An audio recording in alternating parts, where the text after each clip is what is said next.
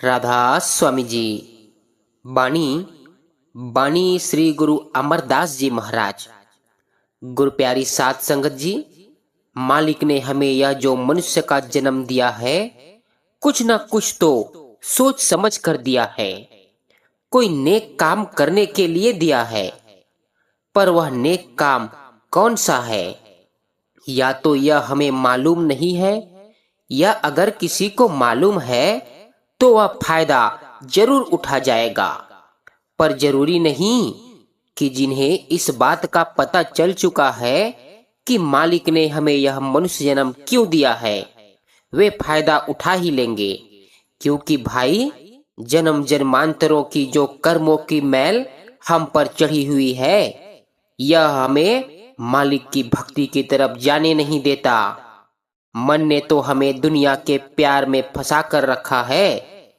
सो गुरु प्यारी साध संगत जी, यह जो जन्मों जन्मों की मैल है, यह कैसे उतर सकती है? आज के इस सत्संग में श्री गुरु अमरदास जी महाराज खोल कर समझा रहे हैं। आप जी से विनती है कि सत्संग को ध्यान पूर्वक सुने। आप जी फरमाते हैं कि भाई, दुनिया के सामान के साथ प्यार ना कर, इसे यहीं रह जाना है। लोगों के साथ प्यार ना कर, इन्हें मर जाना है। करोड़ों आए, करोड़ों चले गए, मिट्टी से पैदा हुए और मरकर मिट्टी कब्र में जा पड़ा। अब सवाल पैदा हुआ कि अगर दुनिया के सामान के साथ प्यार ना करें, दुनिया के लोगों के साथ प्यार ना करें, फिर किसके साथ प्यार करें? इसका जवाब गुरु साहिब आप ही देते हैं। आप कहते हैं कि वह सच्चा रब, सच्चा परमेश्वर, वाहिदुल्लाह शरीक, खुद खुदा तुम्हारे अंदर है। अगर सच्चा प्यार करना है तो उसके साथ करो। अब परमात्मा कब मिलता है? जब हम गुरुमुख बने। गुरुमुख कब बनते हैं? जब स्थूल, सूक्ष्म, कारण तीनों पर्दे पार कर जाएं। हमारी रूह रूपी तोता इन तीनों पिंजरों में कैद है। जब यहाँ दोनों आंखों तक आ गया, स्थूल पर्दा उतर गया, रूह अमरे रब्बी, आत्मा परमात्मा की अंश है, अमरे रब्बी हो गई, उस सतनाम समुद्र की बूंद है। यह कोई छोटी चीज नहीं, लेकिन मन इंद्रियों से घिरकर इसकी मिट्टी पलीद हो रही है। गुरुमुखों की तरफ करके मनमुखों की तरफ आते हैं। मनमुख वे हैं जिन्हें नाम नहीं मिला और वे अंदर नहीं गए। उनकी रूह मन के मातहत यानी अधीन है, और वे मन के कहे लगकर नेकी बदी पुण्य पाप करते हैं। जब मौत आती है तब यमदूत आते हैं और धर्मराय के दरबार में पकड़ कर ले जाते हैं। फिर वह कहता है कि भाई, जो कुछ किया है उसका फल ले ले। वहां जाकर होश आता है कि हाय हाय, मुझे मनुष्य जन्म मिला, मैंने कोई नेक काम नहीं किया। फिर रोता और पछताता है, मगर अब रोने से क्या फायदा? यमदूत नरकों में डालते हैं, आग में जलाते हैं। नरकों का हाल पढ़कर देखो कि वहां क्या क्या होता है। अब गुरु साहिब मनमुखों का हाल कहकर फिर गुरुमुखों की तरफ आते हैं और कहते हैं कि गुरुमुखों का जन्म सार्थक है। अब सवाल पैदा हुआ कि गुरुमुखों के अंदर क्या खासियत है, क्या बड़ाई है? गुरु साहिब आप ही जवाब देते हैं कि उनके अंदर गुरबानी प्रत्यक्ष है। वह वाणी है तो सबके अंदर, मगर गुरुमुखों के अंदर प्रकट है। उन्होंने कमाई करके पर्दा खोल लिया, अंदर नाम की लज्जत आ गई, आत्मा परमात्मा में मिल गई, रूह का रब के साथ मिलाप हो गया। वे सहज समाधि सचखंड यानी मकामे हक में पहुंच गए। अब कहते हैं कि जिन्हें शब्द का भेद नहीं मिला, या अगर मिला भी मगर उन्होंने कमाई नहीं की, वे बार बार दुनिया में आते हैं और रोते चिल्लाते हैं।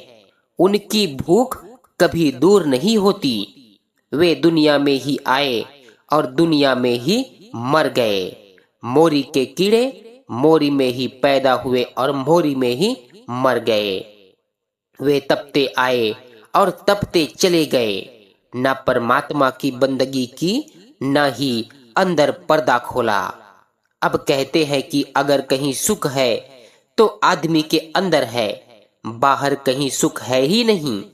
इसीलिए जब तक यह अंदर जाता नहीं, कभी सुख और शांति प्राप्त नहीं होती। इसे सदा का सुख नहीं मिलता। कहते हैं जो बदमाशों के साथ दोस्ती करते हैं और नेक पुरुषों के साथ दुश्मनी करते हैं, वे आप ही नाश हो जाते हैं और अपने कुल का भी नाश कर लेते हैं। भगवान श्री कृष्ण यादव कुल में पैदा हुए। उनके कुल के कुछ लड़कों को शरारत सूझी। एक लड़के के पेट पर बाटी टिक्कर बांधकर, जनाने कपड़े पहनाकर दुर्वासा ऋषि के पास चले गए और मजाक के तौर पर पूछा कि महात्मा जी, इसके पेट में से क्या होगा? उन्होंने कहा कि यहाँ से वह पैदा होगा जो तुम्हारे कुल का नाश करेगा। लड़के सोचने लगे कि यह तो श्राप हो गया, अब क्या करें?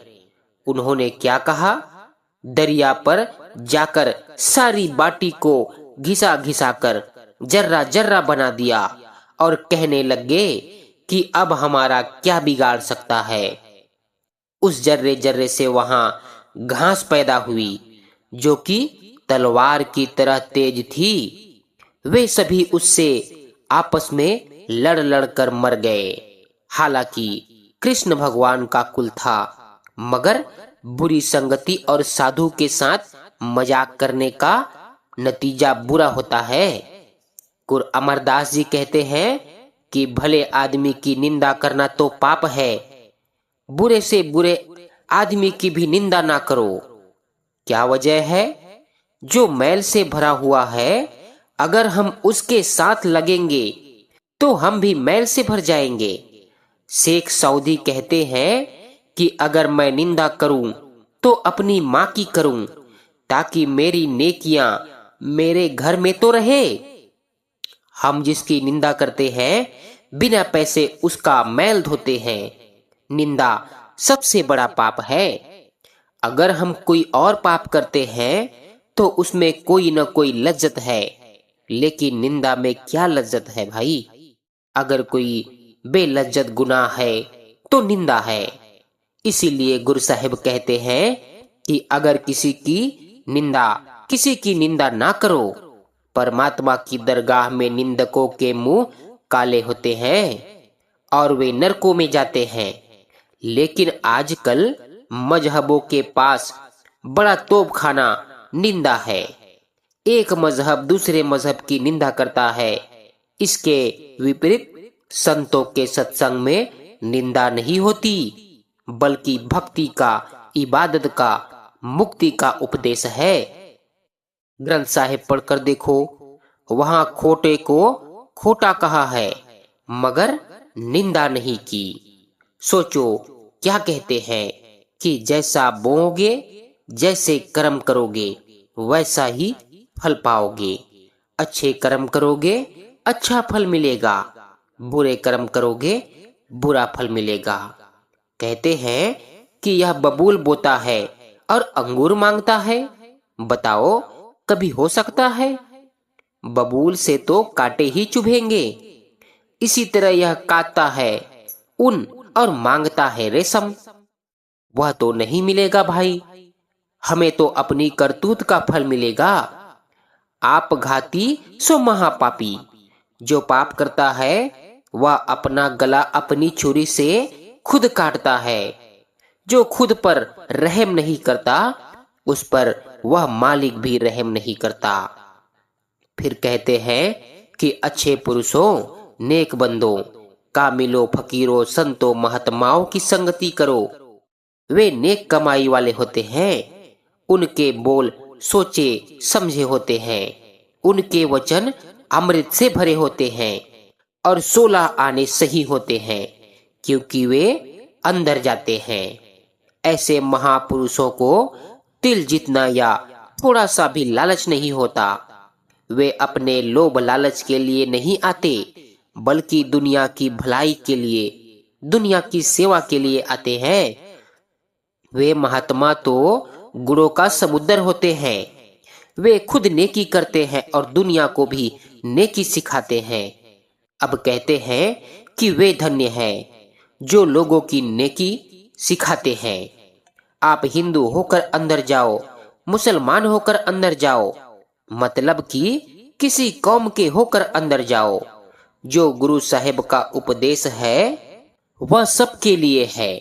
अब मैं आपको फकीरों की महानता बताता हूँ। गुरु प्यारी साध संगत जी, ध्यान पूर्वक सुने। जिक्र है जब पांडवों ने यज्ञ किया तो कृष्ण भगवान ने कहा कि तुम्हारा यज्ञ तब संपूर्ण होगा जब आकाश में घंटा बजेगा। जब यज्ञ किया सभी ऋषि मुनि और अन्य लोग खाकर चले गए, मगर घंटा नहीं बजा। हुक्म हुआ कि जो भी महात्मा रह गए हैं उन्हें ढूंढ कर लाओ। महात्मा लाए गए और उन्हें भी खिलाया गया, मगर घंटा फिर भी ना बजा। फिर उन्होंने कृष्ण भगवान से कहा कि आप खाएं। उन्होंने भी खाया, लेकिन घंटा फिर भी ना बजा। फिर पांडवों ने कृष्ण भगवान के आगे अर्ज की कि जो जो साधु हमें मिला हमने उन्हें लाकर खिला दिया, हमें तो और कोई नहीं मिलता। अब आप ही अपनी अंतर्दृष्टि से देखो। जब कृष्ण भगवान ने योग दृष्टि से देखा तो एक साधु नजर आया जो कबीर साहिब द्वारा दीक्षित या चिताया हुआ साधु सुपच था। कबीर साहिब तो चारों युग में आए हैं। सतयुग में उनका नाम सतसुकृत था, त्रेता में मुनिंद्र, द्वापर में करुणामय और कलयुग में कबीर साहिब था। जब किसान फसल काट लेते थे तो जो दाने वहां रह जाते थे सुपच उनको चुन चुन कर खाता था। कृष्ण भगवान ने कहा, जब तक वह नहीं खाएगा तुम्हारा यज्ञ संपूर्ण नहीं होगा, उसे लाओ।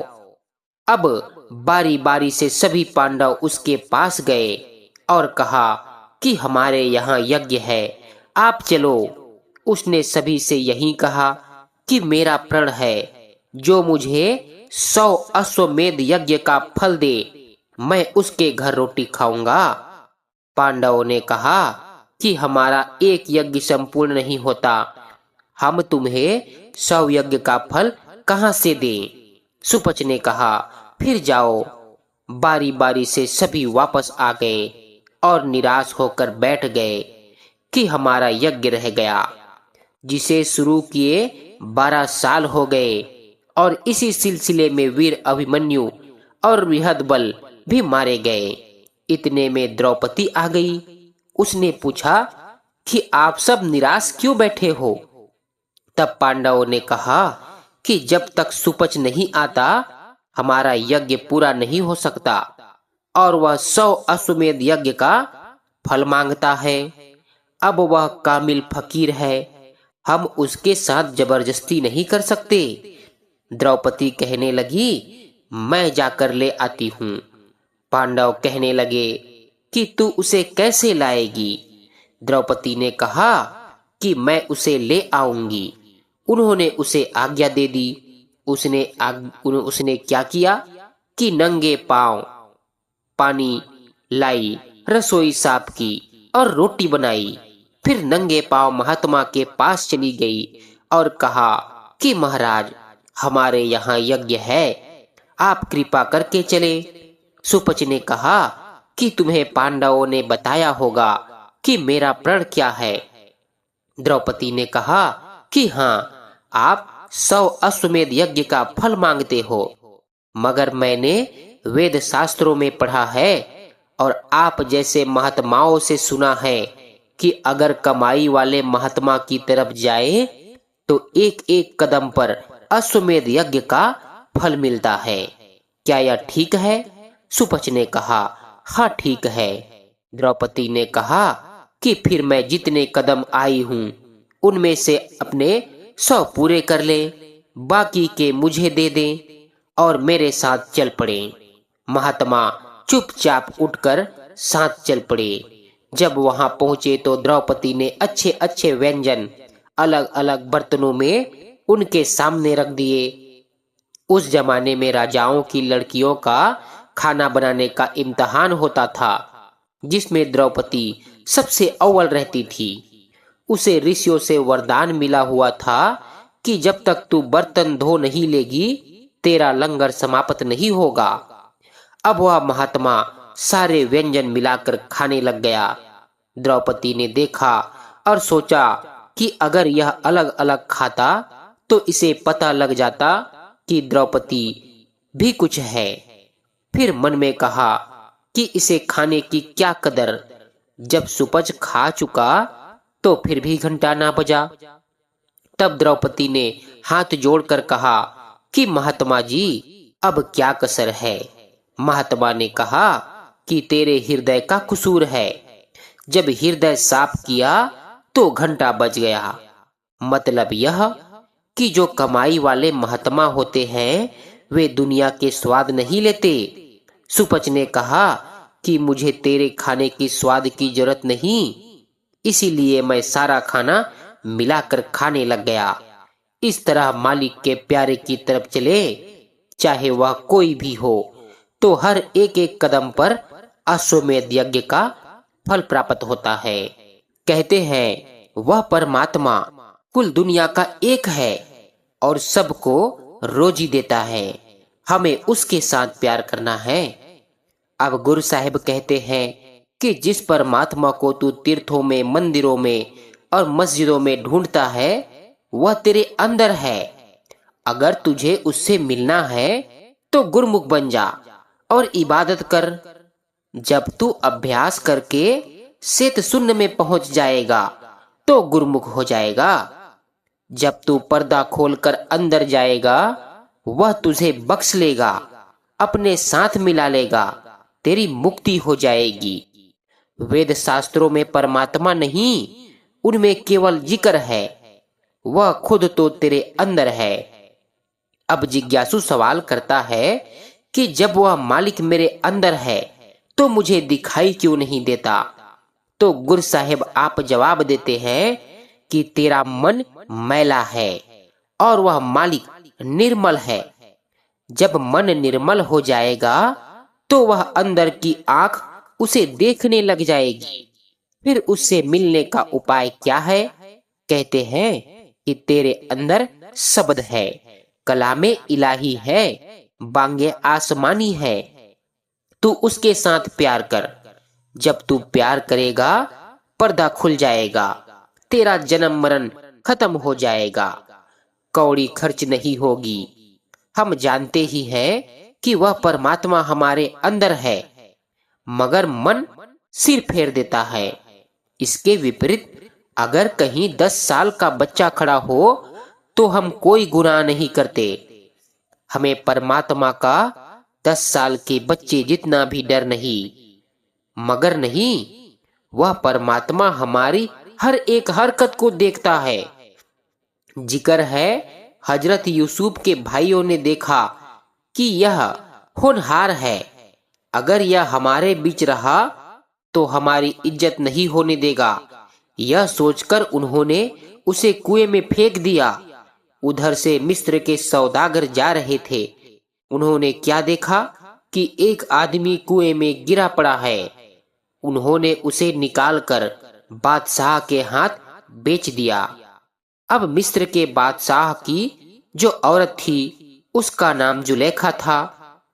यूसुफ की सुंदर सूरत देखकर उसका मन मैला हो गया। एक दिन वह उसे कई ड्योढ़ियों में से निकालकर एक कमरे में ले गई और दरवाजा बंद करके खोटा ख्याल प्रकट किया। अब यूसुफ सोचता है कि अगर हुक्म मानता हूँ तो गुनहगार होता हूँ और अगर नहीं मानता हूँ तो यह झूठा इल्जाम लगाकर मुझे मरवा देगी। करूं तो क्या करूं। यह सोच ही रहा था कि जुलेखा ने एक पत्थर की मूर्ति के ऊपर रुमाल डाल दिया। यूसुफ ने पूछा कि यह क्या। कहती है कि यह मेरा भगवान है, मैं इसकी पूजा करती हूँ। क्योंकि मैं एक खोटा कर्म करने लगी हूँ, इसीलिए इसके ऊपर रुमाल डाल दिया है ताकि यह देख ना ले। यूसुफ ने कहा कि अगर तेरा पत्थर देखता है तो मेरा परमात्मा तो हर वक्त देखता है। यह कहकर दौड़कर बाहर आ गया। वह परमात्मा तो हर वक्त हमारे अंदर है। हम झूठ बोलते हैं, पाप करते हैं, क्या वह नहीं देखता? फिर हमारा पर्दा कैसे खुले? कहते हैं कि जब वह परमेश्वर हमारे अंदर है और हमने उसे भुलाया हुआ है तो हमारा जीना भी लालत है। फिर हमें क्या करना चाहिए? किसी कामिल मुर्शद पूरे गुरु के पास जाकर राह लेनी चाहिए और फिर अंदर जाना चाहिए, क्योंकि परमात्मा जब भी मिलेगा अंदर से मिलेगा, बाहर से नहीं। अब फिर उसी विषय को दोहराते हुए कहते हैं कि अगर हमें कामिल मुर्शिद मिल जाए और वह अंदर जाने की राह दे, हम उसकी हिदायत के मुताबिक अंदर चले जाए तो वह परमेश्वर मिल जाता है, ऐसे नहीं। फिर कहते हैं कि परमात्मा से मिलाने वाला कौन है? कामिल मुर्शद। अब कहते हैं कि जो मालिक से मिलना चाहता है उसे चाहिए कि जो युक्ति कामिल मुर्शिद बताता है उसके मुताबिक अमल करे, फिर पर्दा खुल जाएगा। अगर हम गुरु से प्यार करते हुए शब्द की कमाई करें तो फिर वह मालिक बिछुड़ता नहीं और न ही हम उससे छोड़ते हैं। अब गुरु अमरदास जी यह कहकर सारी दुनिया को होका देते हुए उपदेश देते हैं कि तेरा पति यानी तेरा रूह रूपी शोभावंती स्त्री का मालिक तेरे अंदर है। तू गुरु से राह लेकर खूब कमाई कर। अब बार बार यह शब्द पर जोर देते हैं कि बंदगी पर जोर देते हैं, कमाई पर जोर देते हैं कि अगर तू शब्द की कमाई करेगा तेरा जन्म मरण खत्म हो जाएगा, हमेशा का सुख प्राप्त हो जाएगा। कहते हैं जो खोटे मनुष्य है, ऐबी पापी गुनहगार है, उनके हृदय इतने मैले हैं कि उन्हें कुछ सूझता ही नहीं। यानी उनके अंदर इतना जहर है कि उनके ऊपर नेकी का असर नहीं होता।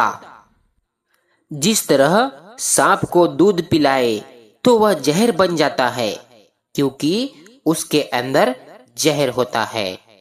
आप फिर कहते हैं कि यह सारा उस मालिक का खेल है जिसे जिन्हें गले लगाना होता है उन्हें कोई गुरु मिल जाता है और वह कहता है कि भाई नाम की कमाई करो। जिन्हें अपने वह साथ मिलाना नहीं चाहता वे चोरियां ठगियां करते हैं, अन्य गंदे गंदे काम करते हैं।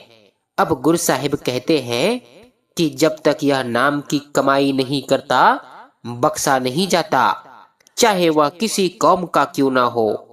जितने गुनाह नाश होते हैं शब्द की कमाई से होते हैं। वह शब्द मीठे से मीठा राग हमारे अंदर हर वक्त हो रहा है। हम सब वंजारे व्यापारी हैं और यहाँ व्यापार करने आए हैं। हमें क्या वाणिज्य करना है? परमात्मा के नाम का। कहते हैं उसका वाणिज्य भी सच्चा है और उसके वरजारे हैं वे भी सच्चे हैं। जो गुनहगार ऐबी पापी हैं उनके लिए वहां जगह नहीं। वे दुखों में पैदा हुए, दुखों ही कमाई और दुखों में ही मर गए।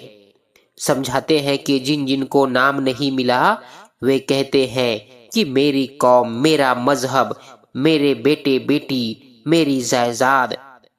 उन्हें हौमे की बीमारी ने खा लिया, यानी वे खोटे आदमी हैं।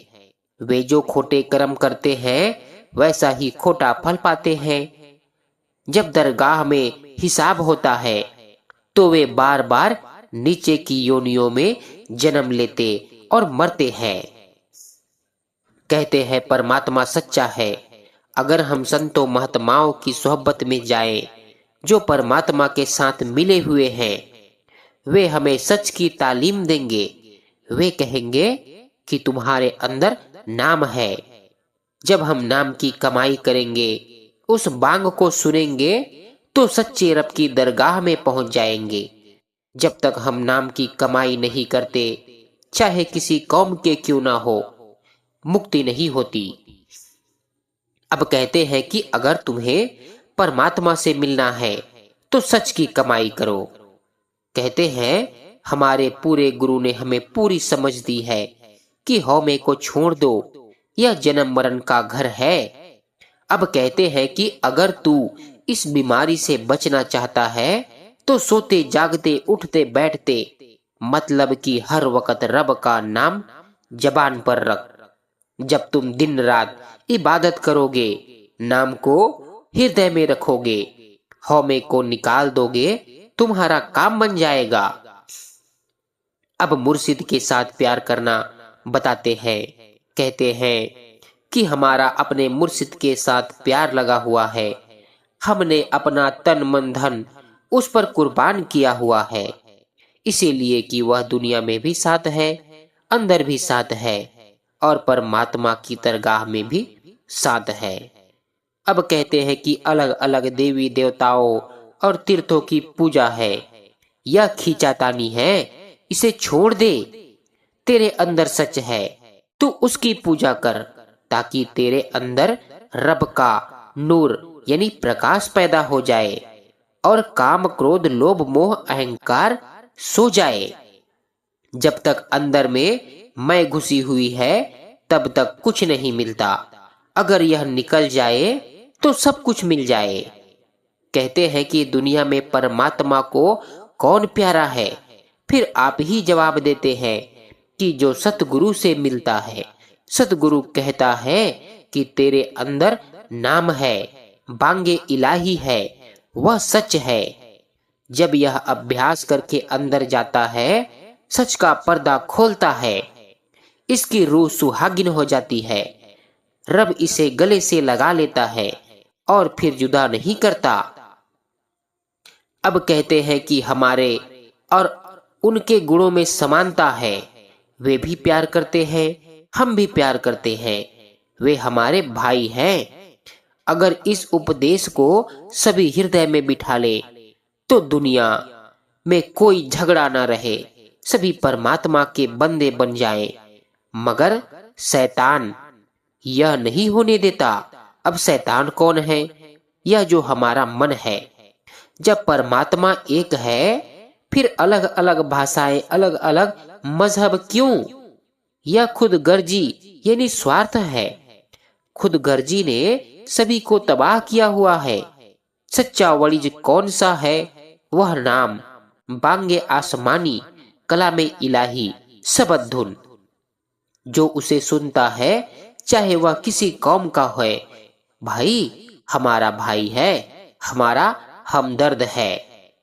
अब गुरु अमरदास जी फिर समझाते हुए कहते हैं कि अगर हमें कहीं 10 दिन के लिए भी जाना हो तो हम अपने कपड़े बांध लेते हैं, सफर खर्च ले लेते हैं और दूसरी जरूरी चीजें इकट्ठी कर लेते हैं।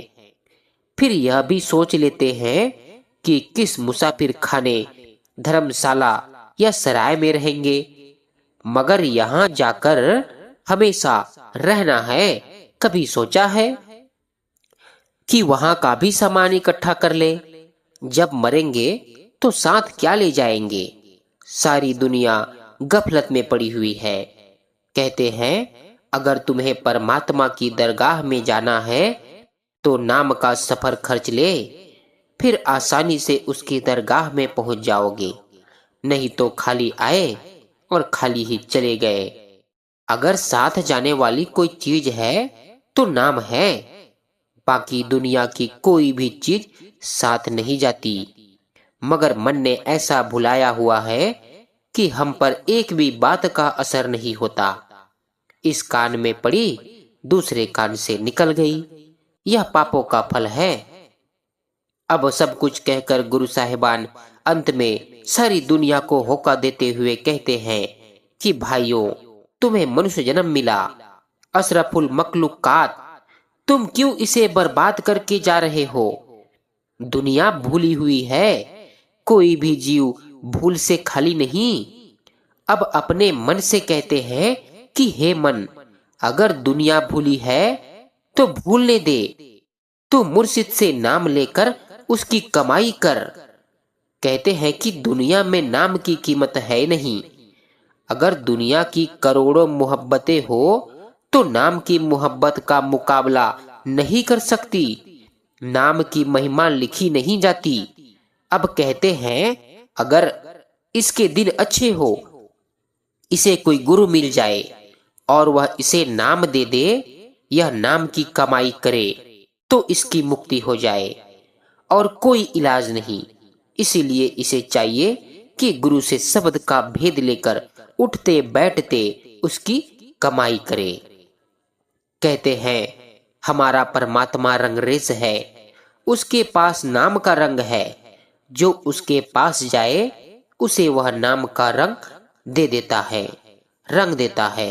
अब रंगता कब है? जब यह अपना आपा उसको दे दे। अब कहते हैं कि आत्मा रूपी स्त्री कब सुहागिन होती है?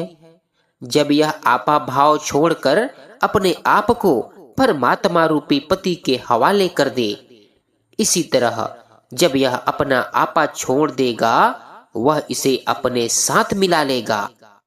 कहते हैं चाहे ये करोड़ों युगों से मालिक से बिछड़े हुए हैं, करोड़ों युगों से गुनहगार पापी भी है, अगर सतगुरु की शरण में आकर नाम की कमाई करे तो इन्हें कोई फिक्र नहीं।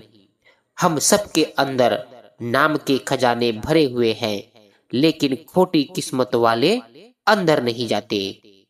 कहते हैं कि अंदर पर्दा खोलकर नाम की कमाई करते हैं, वे फिर दुनिया में नहीं आते, जन्म मरण में नहीं आते, इस दुख से बच जाते हैं। बूंद समुद्र में मिलकर समुद्र हो जाती है, यानी उनकी रूह का परमात्मा से विशाल हो जाता है, परमात्मा से मिलाप हो जाता है।